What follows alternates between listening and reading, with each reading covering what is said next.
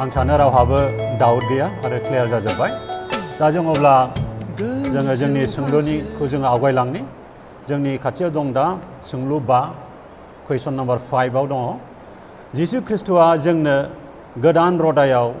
10 हुकुमखौ फोरोंफिननायनि बिदिन्थि दं नामा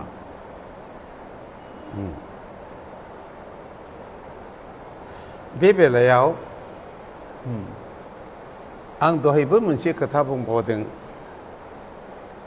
जेखौ फोरबोआ बुंदोंमोन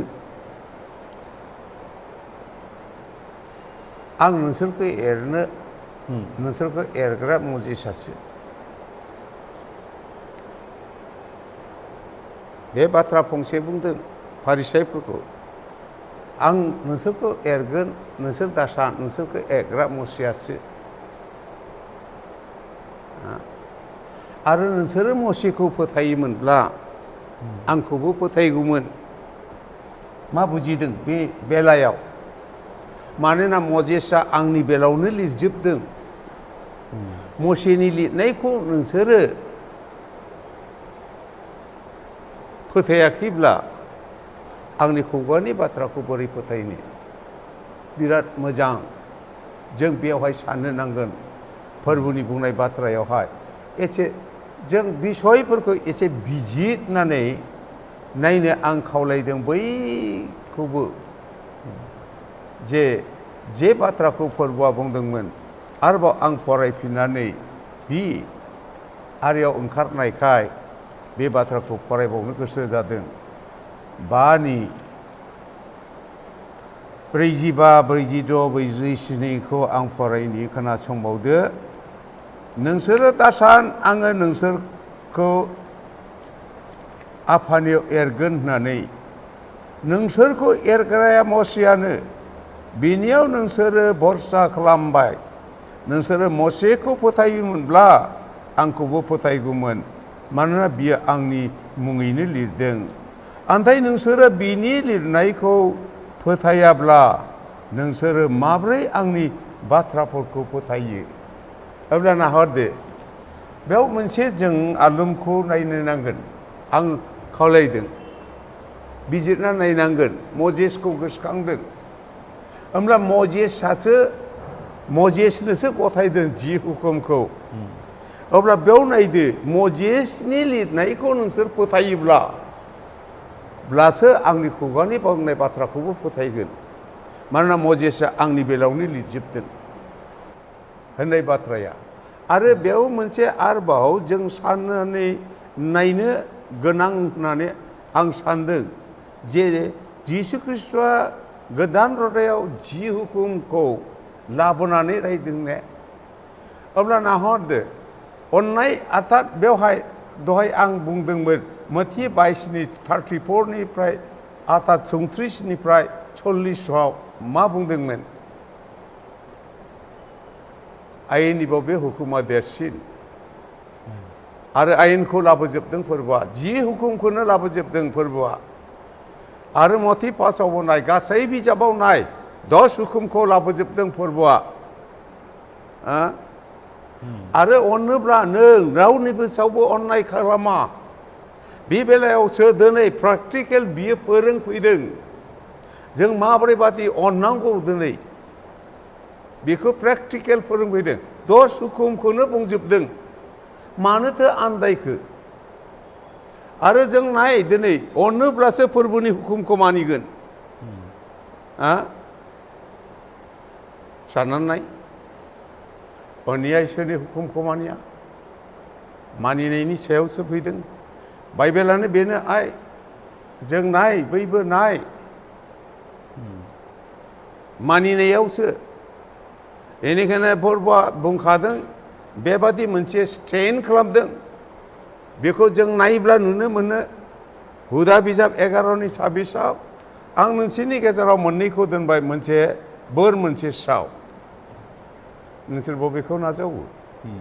बेखौ नोंसोर गावनो डिसाइड खालाम दा नाय बे बिसयखौ जों नायदिनि बे बिसया बबाव थानानै बुंदों इसोरनि बेबस्थायाव नंगौना नङा आरो जों आरोबाव नायबावदो जि हुकुमाखौ फोरबोआ फैनानै लाबोदों लाबोयाखै नोम्फानो मान होन गथ'फोरखौ फोरोंफैदोंना नंगौ होमब्ला जि हुकुमखौ लाबोनानै बुंफैदोंना बुंफैयाखै बा हुकुमाव दं नोम्फानो मान हो होमब्ला आं नोम्फानो माबोरै मान होनांगौ प्रेक्टिकेल फोरबोआ फोरोंफैबाय मानसि दा सिथार होननायखौ जों 6 आयगायाव मोनदों मानसि दा सिथार नाथाय बेवहाय फोरबोआ माबोरै बादि फोरोंफैदों मानसिफ्रा ख्रिस्टियानफ्रा दिनैहाय बे जिसुआ 10 हुकुमखौ लाबोनानैसो रायज्लायफैजोबदों आं नुदों बे नोंथां मानोना आं नुदों जेरै दा मानसि दा सिथार होनना बुंदों ख्रिस्टियानफ्रा मानसि बुथारलिया नाथाय सैताना माबोरै बादि जोंखौ मानसि बुथार होदों गावनि बिनानाव गावनि फंबायखौ मुगैनायानो मानसि बुथारनाय समान पाप नाय माबादि फोरोंफैदों जों होमब्ला जों बे फोरोंनायखौ लानांगौना लानाङा जों गांसेनि जनाव जों नायनि बेखौहाय 3 14, 15, 16 आं फरायनि दे खोनासं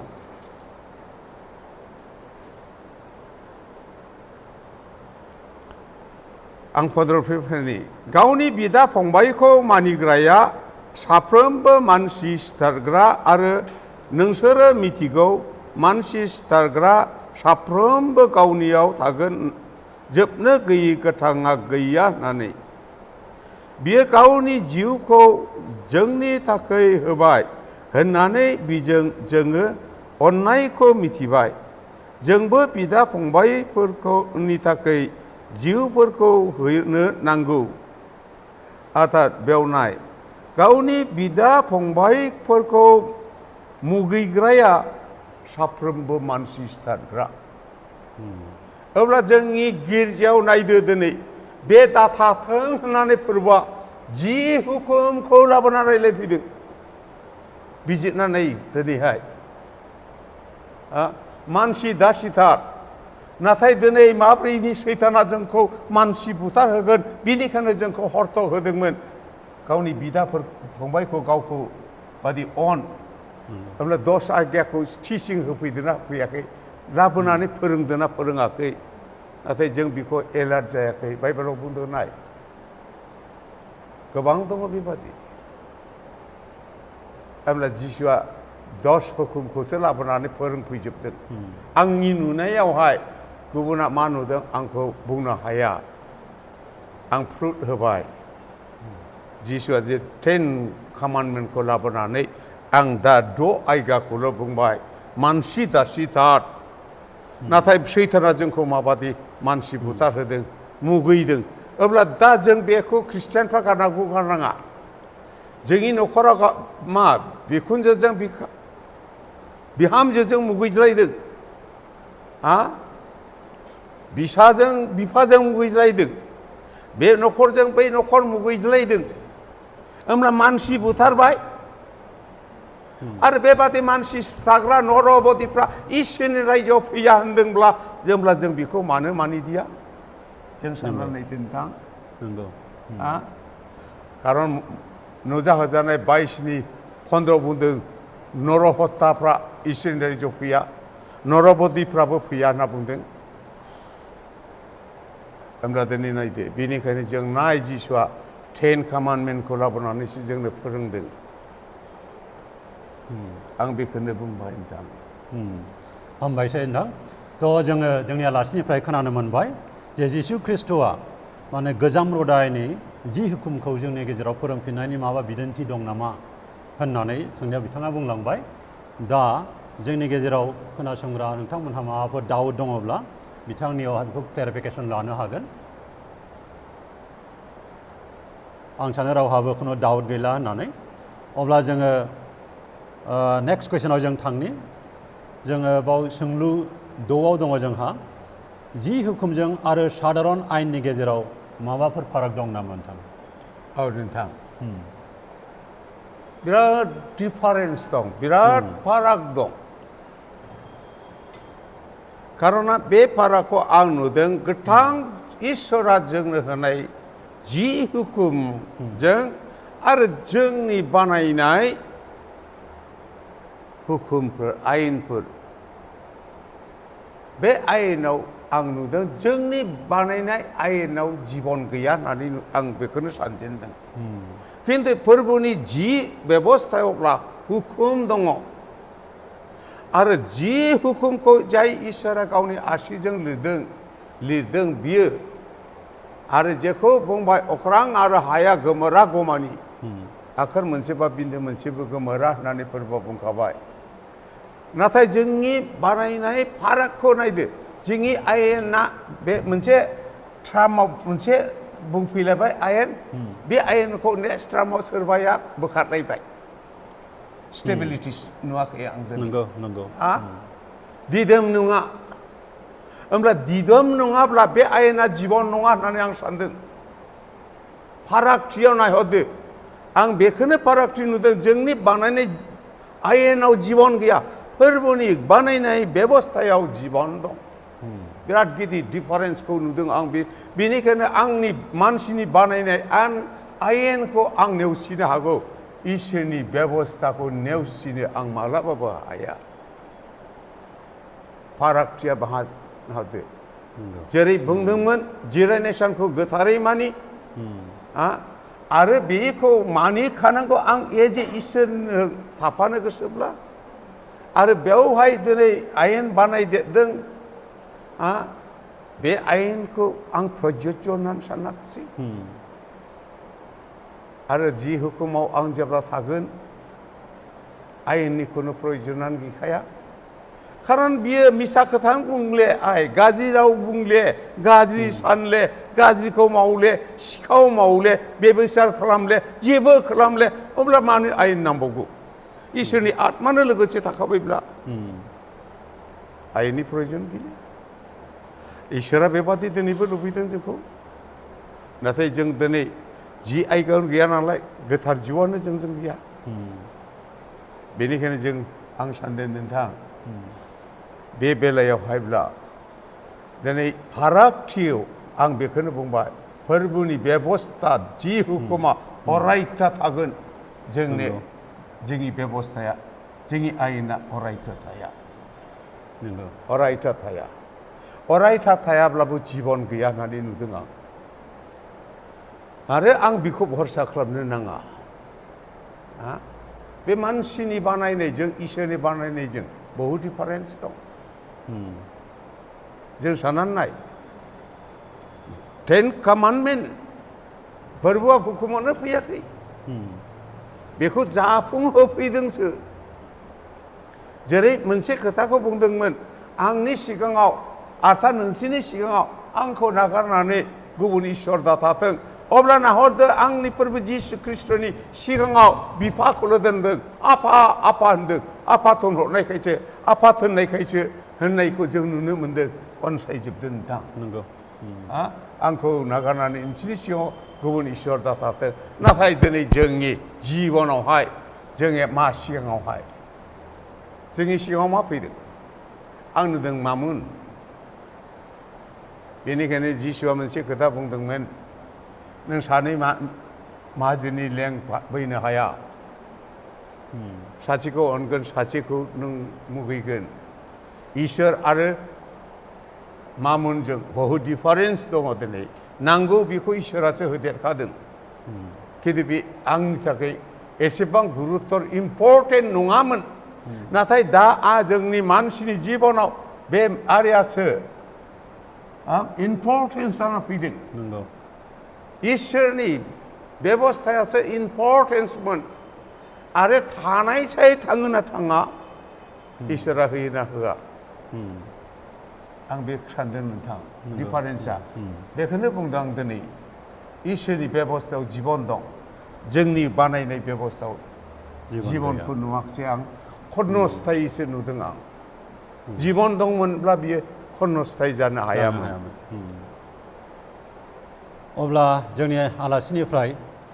इसोरनि दास आलासिनिफ्राय बे बाथ्राखौ खोनानो मोनबाय जे जि हुकुम गोदान रादायनि जि हुकुम आरो साधारन आयेननि गेजेराव माबाफोर फाराग दं नामा एबा गैया बे बाथ्राखौ इसोरनि गोथार बोसोननिफ्राय खोनानो मोनबाय दा नोंथांमोनहा माबाफोर जुदि डाउट दङब्ला बिथांनिफ्राय क्लेरिफिकेसन लानो हागोन आं सानो रावहाबो डाउट गैया सन्देह गैया अब्ला जोङो नेक्स्ट कुइसनाव थांनि दानिया कुइसन नम्बर 7 बे जोबथा कुइसन बिथांनि सायावहाय बेयाव जों सोंनो सानो जि हुकुम जिसुनि गावखौ बोलि होनाय आरो इसोरनि अनुग्रहनि सोमोन्दै एसे बुंगोन नामा नोंथां बैनिसिमबो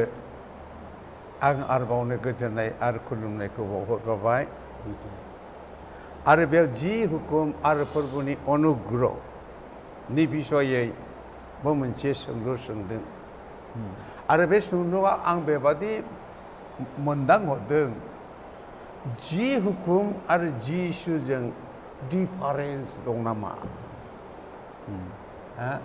बेखौ आं सोंनायनि माध्यमाव आं जिउजों मोनदांहरदों नाथाय आं नुदों आंनि नम्बर 1 बेनो जेखौ आइजाया 53 बुंदोंमोन साफ्रोमबो इसोरनि बेबस्थाखौ एरखेनानै लामा आन्दायखाबायमोन होननानै बुंदों नोंथांमोनाय जेसाया चैप्टर 8 53 नि 6 आवहाय आथा जोङो इंलिसबो थांलायलांबायसो क्षमा खालामदो आथा 53 बालाबनि 6 सिरियावहाय जों फरायनानै नायनि जेसाया 53 सारि जोङो बयबो मेन्दानि समान आन्दायबाय आङो साफ्रोमबो गाव गावनि लामाथिङै गिदिंबाय आन्थाय फोरबोआ जोंखौ बयनिबो अपराधखौ बिनि सायाव खोख्लैबाय नाहरसाय होमब्ला नाहरदो इसोरनि बेबस्थाखौ गारनानै थांखाबाय होननानैसो नुदों आं थांनानै थानायनि राहानिफ्राय गैखालिया क्षमा मोननोबो जों उदायखालिया जेबो लामानो गैलियाखौ नुदों आं बेनिखायनो बेयाव बुंदों इसोरनि बेबस्थानिफ्राय अब्ला नाहरदो बे बेबस्थानिफ्राय गिदिंनानै थांनायखाय आरो बेबस्थानिफ्राय गिदिंनानै थाङोब्ला सास्ति मोनखागोन नों साजाय मोनखागोन नों थैखागोन नाहर दाने इसोरनि बेबस्थानिफ्राय नों एरखेनानै थांबाय नालाय 10 हुकुमखौ नों गनायखासै मानिखासै नालाय जेखौ जोंनि थाखाय थांनानै थानो थाखाय इसोरा होदोंमोन अब्लाबो होननानै बुंनाय जादों दायो अब्लाबो फोरबोआ गावनि बिसा जिसु ख्रिस्टखौ हरनानै जोंखौ अनुग्रह खालामबाय दया खालामबाय अनखांफिनबाय होमब्ला नाहरदो बेनि थाखायसो फैदों आरो जों बारसिनानै जों थैजोबनायखाय इसोरा जोंखौ आरोबाव गावनि बिसाखौ थिनहरनानै बियो नाहरदो आरोबाव जों बाइबेलाव नाय सासे मानसिनि इसोरनि बाथ्राखौ मानिनायजों सासे मानसिया मानियैजों मा जादोंमोन बे खारान्थिया गांसे खारान्थिया 15 अध्यायनि 22 पदखौ जों नायनि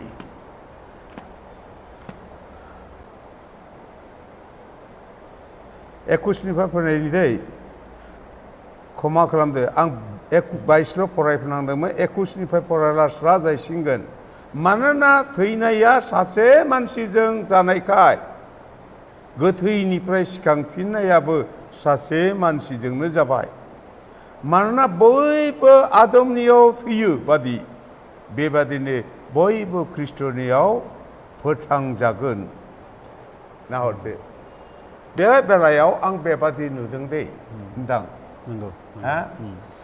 आदमा इसोरनि आदेशखौ मानियाखै लोंघन खालामदों दाजा होनायावबो जानायखाय बे थैदों नाथाय दिनै फोरबो जिसु ख्रिस्टआ बिफानि थोननायखौ फिट थैनायसिम मानिफैदों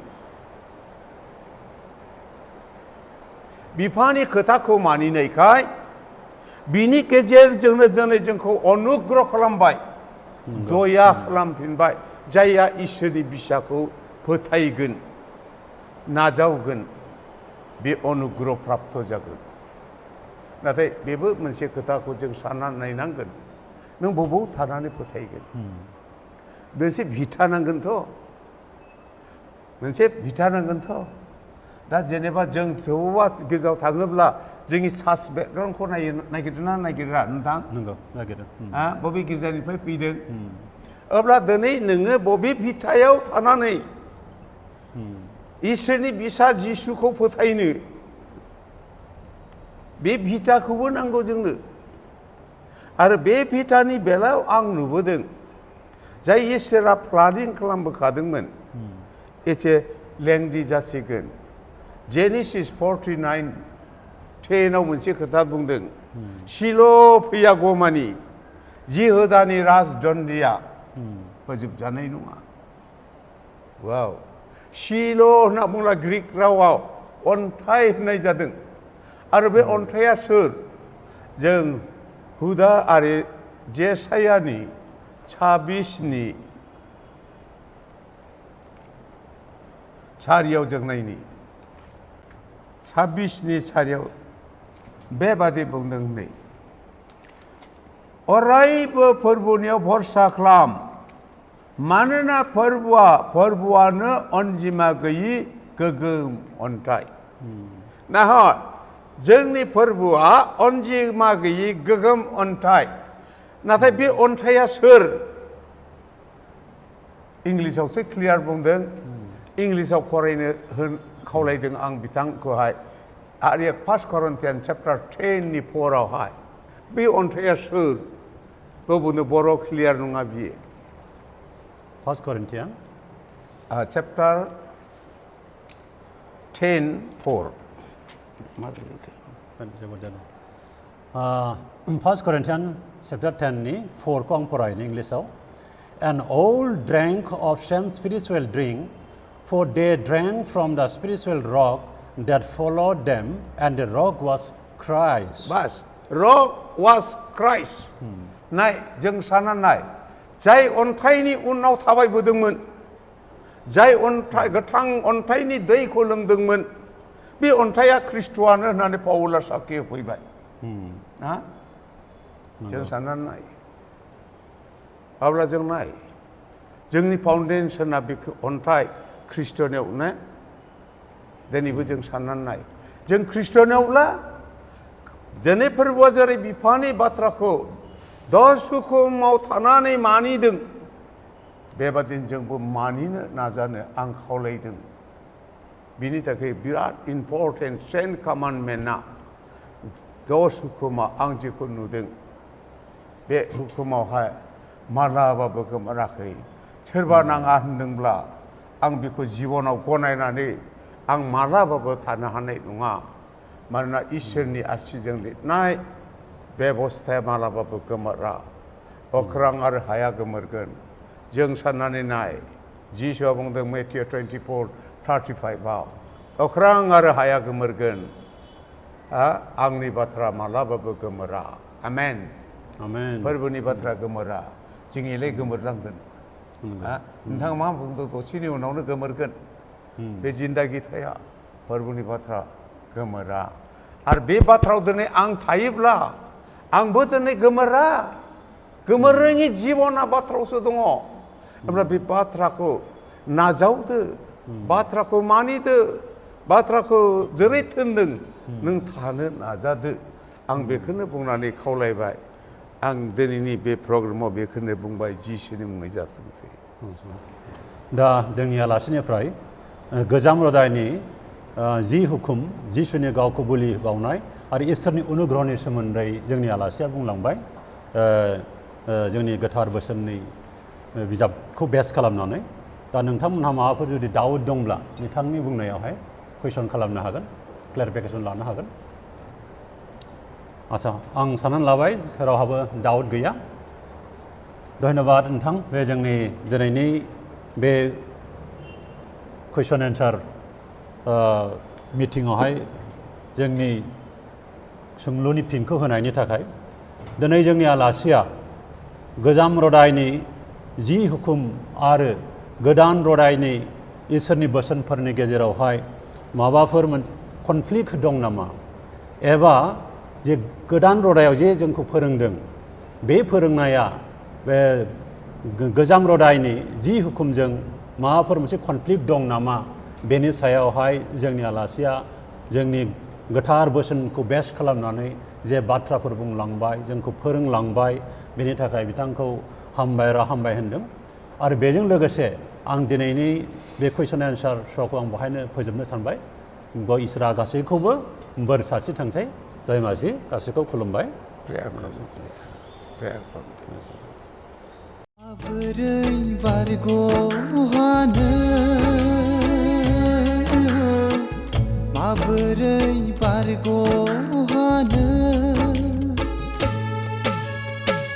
अ फोरबुआ नोंनि नोजोरनिफ्राय अ फोरबुआ नोंनि नोजोरनिफ्राय माबोरै बारग'हानो